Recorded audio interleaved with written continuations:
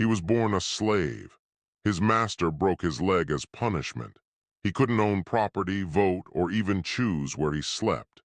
And yet, from that position of absolute powerlessness, he created a philosophy that would guide emperors, generals, and presidents for 2,000 years. His name was Epictetus, and his life is proof that freedom has nothing to do with your circumstances.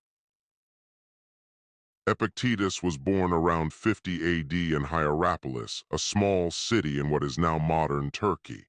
He was born into slavery, not the metaphorical kind, the real kind. He was property, a thing to be bought, sold, and used. His name tells you everything. Epictetus isn't a real name, it's a Greek word that means acquired. That's what they called him, not a person, an acquisition. He was eventually brought to Rome and became the slave of Epictetus, a wealthy and powerful freedman who served as secretary to the Emperor Nero. Epictetus was known for his cruelty. This was not a kind household. This was not a situation where a slave might quietly hope for better treatment. This was brutality as routine, but something unusual happened. Epictetus, for reasons history doesn't fully explain, allowed Epictetus to attend the lectures of Musonius Rufus, the most respected Stoic teacher in Rome.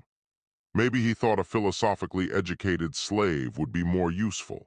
Maybe it was a status symbol. Whatever the reason, it changed everything. Because in those lectures, sitting on the ground while free men sat on benches, Epictetus heard an idea that would reshape his entire existence. He heard that there is a domain inside every human being that no master, no emperor, no chain can ever touch. The story that defines Epictetus is the story of his leg. The details vary across ancient sources, but the core is consistent. At some point during his enslavement, his leg was deliberately broken. Some accounts say Epictetus twisted it.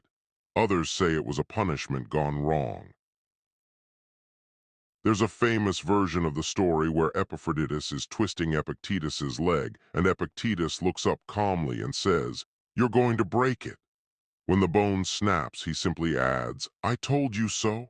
No screaming, no begging, just calm observation. Whether that exchange happened exactly that way, we can't be certain. But it doesn't matter.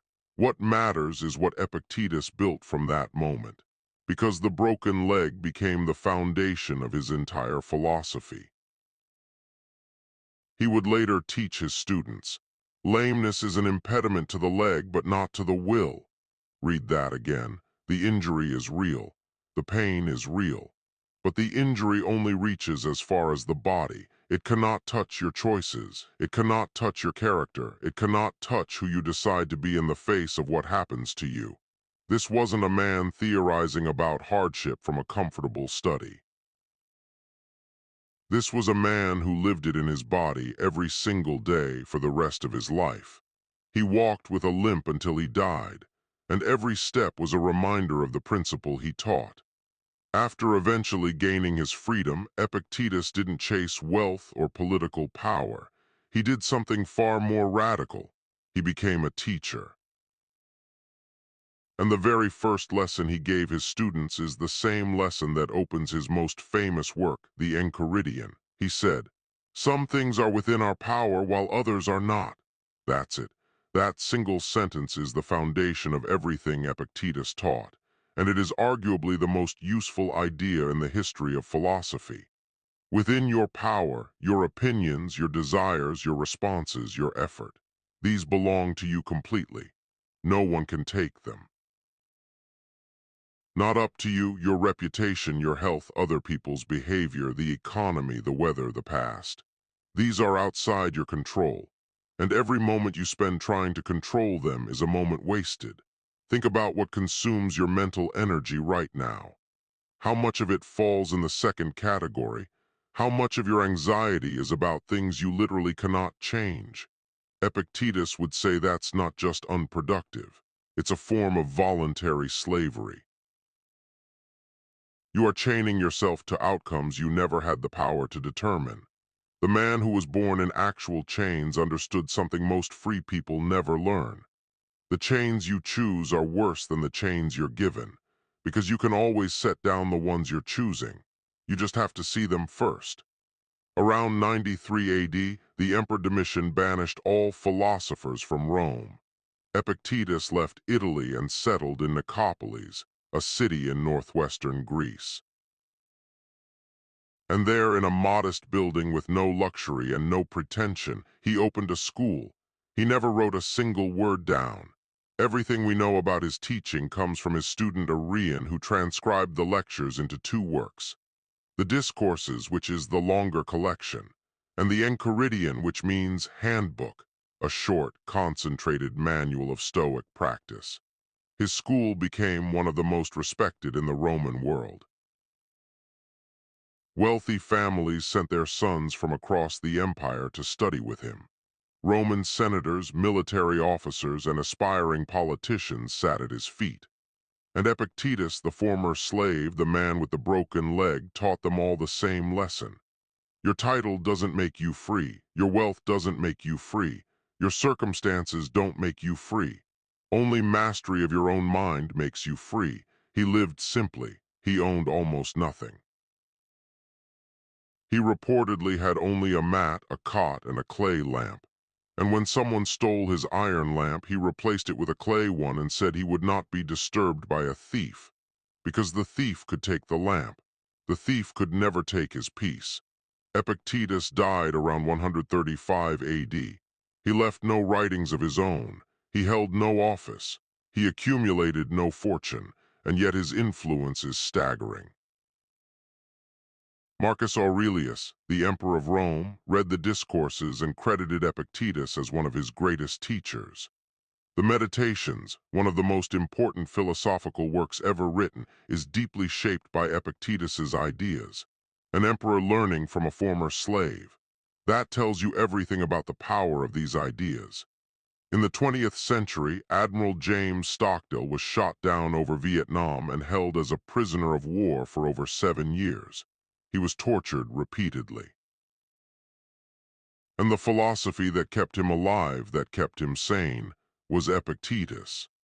Stockdale said later that the Enchiridion was the most important book he ever read.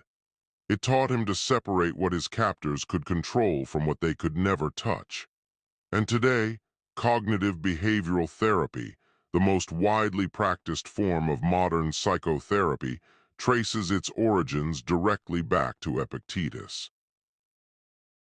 The core principle of CBT, that your thoughts about events cause your suffering, not the events themselves, is a direct restatement of what Epictetus taught 2,000 years ago. A slave's philosophy, still healing people, still setting them free. Here's your challenge. Take out a piece of paper and draw a line down the middle. On the left side, write down everything that's consuming your mental energy right now that you cannot control. Other people's opinions, the economy, the past. Things that already happened. On the right side, write your responses, your effort, your attitude, your next decision. Now look at the two columns. If you've been spending most of your energy on the left side, you've been living in voluntary chains. This week, every time you catch yourself worrying about something on the left, redirect that energy to the right. That's the practice. That's where your freedom lives. Epictetus was born with nothing, less than nothing. He was born as someone else's property, and from that position he built a philosophy that outlasted empires. You have more freedom right now than he ever had. The question is whether you're using it, or whether you've built your own chains without realizing it. No man is free who is not master of himself. If this changed how you think about freedom and purpose, subscribe for more ancient wisdom that still works today. Drop a comment telling me which part of his story hit hardest. I read every single one.